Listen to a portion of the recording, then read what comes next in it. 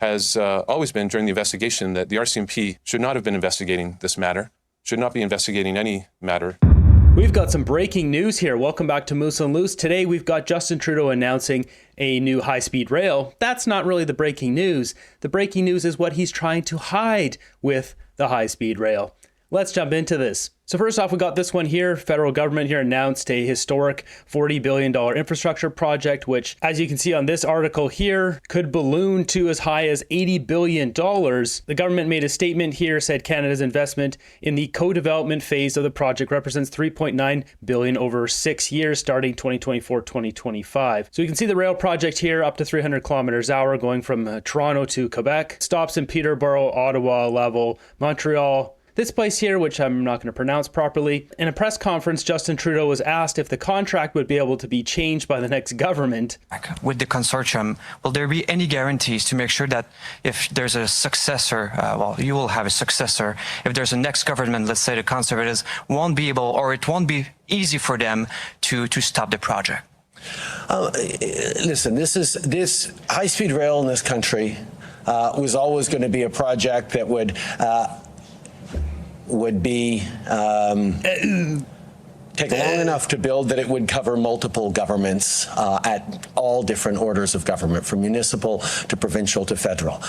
And it takes a will and a determination by a government to move forward and lock in this progress. That's exactly what we're doing now, with contracts signed to build this project in a way that will be there for Canadians. Obviously, future governments will make their determinations about how they invest, but this investment in Canadians, which starts right now, is going to be very difficult to turn back on. He's trying to lock this in here. They've been running outrageous, unruly debts for the last 10 years. The budget will balance itself. I guess that didn't happen, did it, Justin? So why is he doing this? He is distracting from the big bombshell news today, which is this. Democracy co-founder Duff Conacher criticizes the RCMP's handling of the SNC-Lavalin scandal. So they are able to get some new documents. It seems, without a doubt, the RCMP were protecting Justin Trudeau. They didn't do a proper investigation. Trudeau's minions were strong-arming Jody Wilson-Raybould to not dig into it further because they had to get reelected. I'll show you here. Bring in all the receipts. It says Democracy Watch is filing an application in the Ontario Court of Justice for court approval to pursue private prosecution of allegations of obstruction of justice and breach of the peace. I want to jump out quickly here and just recap the SNC-Lavalin scandal for everyone. This happened back in 2019. So the key points here, SNC, the company involved here, it says was accused of bribing Libyan officials under dictator Muammar Gaddafi to secure contracts. Prosecutors charged SNC-Lavalin with fraud and corruption, which could have resulted in a 10-year ban on federal contracts. Then Attorney General Jody Wilson-Raybould claimed that Trudeau and the senior officials pressured her to offer SNC a deferred prosecution agreement, which would have allowed the company to avoid a trial. Wilson-Raybould refused, stating this was improper political interference. Wilson-Raybould was demoted from her role, leading to accusations and retaliation. She later resigned, along with Cabinet Minister Jane Philpott. Also, Gerald Butts resigned, taking blame for this. Keep in mind, this is one of Justin Trudeau's wedding party buddies. In 2019, Ethics Commissioner ruled that Trudeau violated federal ethics laws by improperly influencing the Attorney General. What's even more of a scandal is that Justin Trudeau, even though violating ethics laws multiple times, has not been put into jail, he's not been charged, the very least has not been thrown out of office. Now, before we play this video, we'll just take a quick look here. Sam Cooper dropped this as well. It says new RCMP records reveal Trudeau aid tied to SNC-Lavalin pressure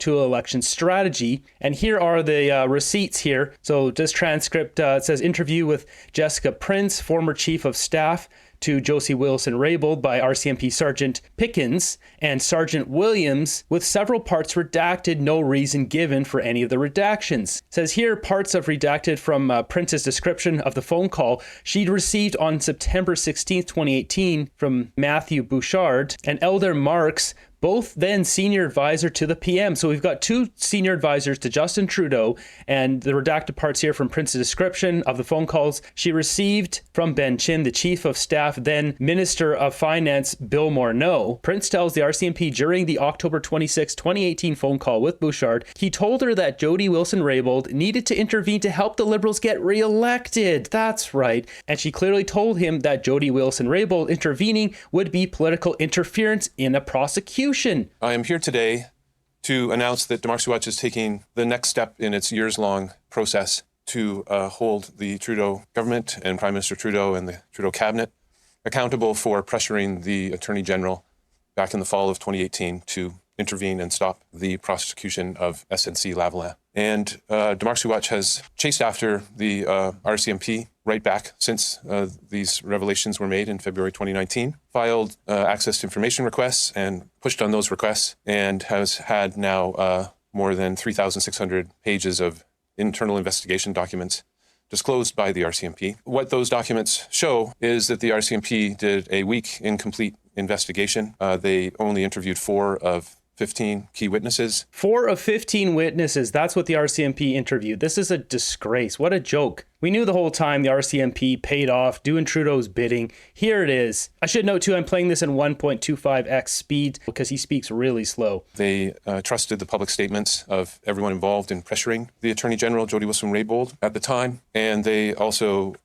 changed the standard that they used for determining whether there had been an obstruction of justice, using an incorrect legal standard for making that assessment. They also essentially didn't give any updates for years. And as I mentioned with our access to information requests, we had to pursue them and finally got full disclosure after more than 2 years of the internal investigation records. As well, the RCMP essentially characterized everything that the people said who were involved in pressuring the Attorney General from the Prime Minister on down in a favorable way, while doubting the claims and constantly essentially tilting the investigation in favor of not prosecuting anyone, and then made a secret, behind closed doors and very questionable decision not to prosecute anyone.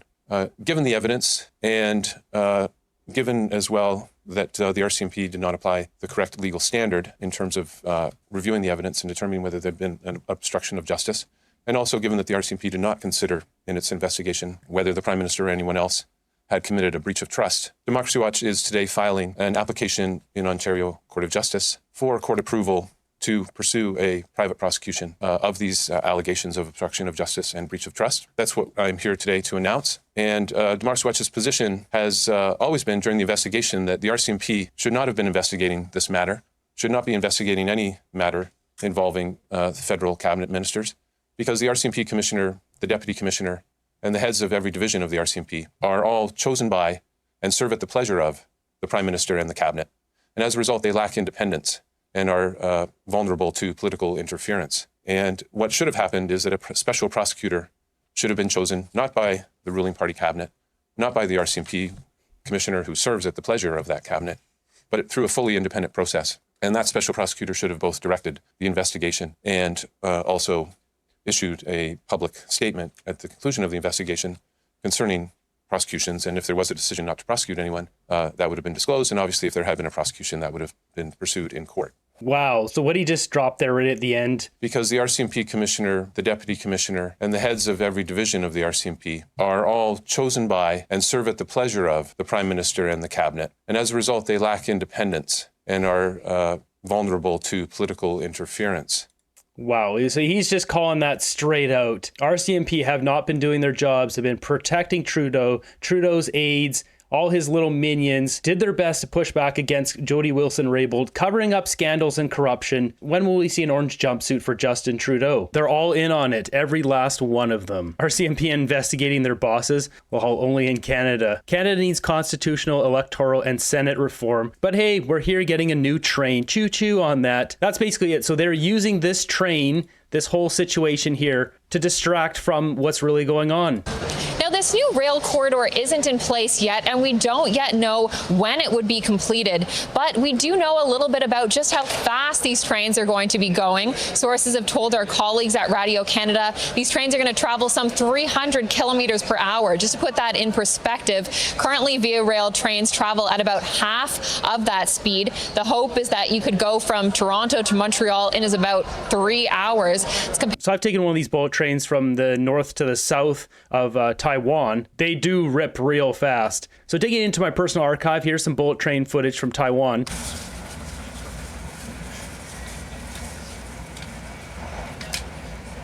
I believe this train maxed out a little bit over 300 kilometers an hour. And this is going through a big city here along the way. You can see, yeah, like this, just ripping. And it does slow down when it goes through these cities. Once it gets back out to the open farmland, it just cranks up the speed, which you can see here. So I believe this is going full speed. So Canada needs this, but do we need this right now, the bullet train? Our country's in debt. This needs to be decided by the next government, Pierre Poilievre, not Justin Trudeau. But they're using that to hide all this scandal and corruption here. So we got this breaking advocate applies for private prosecution of Trudeau SNC-Lavalin. This is another one dropping from Sam Cooper here on his blog, The Bureau. Sam has a lot of free stuff, but he has paid subscriptions here. Go support him. Canada's top investigative journalist. So he's got it posted here. It says, despite Miss Wilson-Raybould's direct advice to Mr. Trudeau, the evidence showed that her warning was discounted and ignored because her senior staff continued to receive unsolicited entreaties to reconsider her refusal to intervene in the matter. Several witnesses testified that the degree to which the company was serious about taking measures to protect its business interests constituted new information that could be presented to the Attorney General. According to the evidence, Mrs. Wilson-Raybould had already considered the economic consequences, did not view this information as sufficient to revisit her original decision not to intervene. Mr. Trudeau and several witnesses testified they believed that the Shawcross Doctrine allowed for the debate between the Attorney General and the Cabinet colleagues. My reading of the doctrine and the governing jurisprudence have led me to a different conclusion. So we can see here, Trudeau did not like Jody Wilson-Raybould. I mean, he tossed her out. Didn't like what she came up with. They're pushing back against her. This is all getting exposed. The RCMP not doing their job investigating this scandal. What other stuff are they hiding in here? So it goes on to say here that Democracy Watch, the group contends that the RCMP relied on self-interest public statements, omitted key witness interviews, including those with Jane Philpott, and accepted the cabinet's refusal to disclose pivotal communications. Conacher called for a public inquiry into why the RCMP covered up its investigation and demanded reforms to ensure the force's independence. The SNC-Lavalin affair broke in early 2019, prompting the resignations of Jody Wilson-Raybould and then Treasury Board President Jane Philpott. It contributed to the Liberals losing their majority in the 2019 federal election and continues to reverberate with renewed attention on Trudeau's inner circle and potential successors. This dirty dog, Justin Trudeau, has done so much bad for our country. He belongs in jail. Here we have him crying during a speech at Haida, Gwai. It was one of my first trips as Liberal leader. And I can't think of any place more appropriate for one of my very last.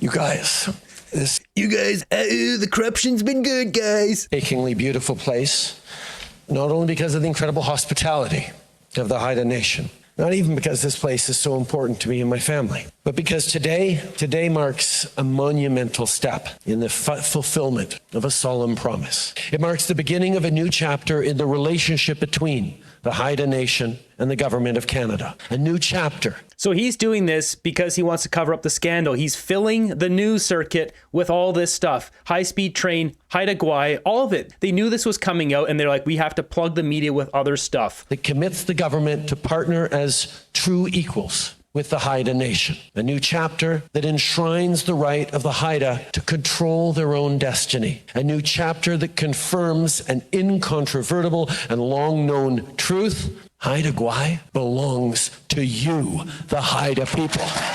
Okay, we've had enough of Justin Trudeau. Will he go back to his family in Cuba?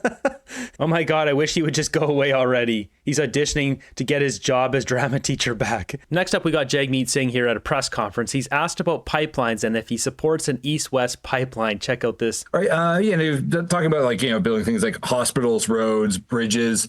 One thing I haven't heard you mention that uses a lot of steel is pipelines. That there's lots of talk about with the tariff threat. Does Canada relook at the case for an east-to-west pipeline for something like natural gas? What would the NDP do on that front? So first off, his body language here, Jagmeet Singh picking at his fingers. He always does this when he's nervous about a question. Well, we absolutely need to build infrastructure east-west. And what I'm proposing is an east-west energy grid. We've got incredible supplies of low-cost, cheap electricity that's clean electricity, but we're not connected between the provinces. Imagine the climate we could create. The business climate, the manufacturing. So he's going to go on to rant and ramble about this energy grid when he was asked about pipelines. He doesn't want to answer this question because we need pipelines because our country is threatened economically from this whole tariff situation. It's just exposed how we're very vulnerable. We're at the whims of America. He knows it, but he can't pander to his audience, to his base if he says that. So he just deflects to this east-west energy grid thing. And you'll see at the end here, the reporter asks him again. That's lots of steel. That's lots of jobs. And that stays in our country. That builds up our country. So is that a no to the idea of an NDP government approving an east-west pipeline? No, that's just my priority. My priority is we need a big, massive public infrastructure project, and I'd like to see an east-west energy grid. This guy is not a real candidate. He's just once again pandering to his audience here. He doesn't want to make any decisions. He wants the NDP to tell him what he should be doing. There we have it, the ghost of Justin Trudeau's past coming back to haunt him. Something especially stinks about this SNC-Lavalin scandal, but don't worry, I'm sure he'll use millions of dollars of taxpayer money to fight this, but we'll pay the bill. On a side note, Pat King, all charges were dropped on him today.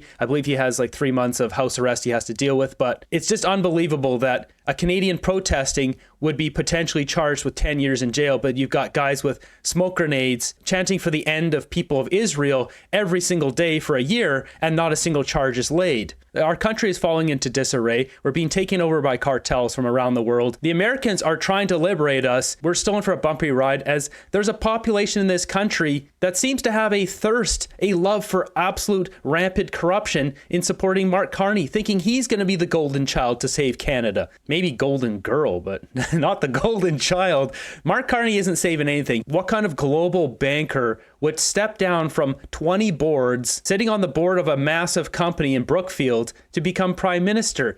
It's a huge downgrade in pay. Mark Carney has a much more sinister plan for Canada, at least for himself, to enrich himself financially and to push the agenda of his good friend Klaus Schwab.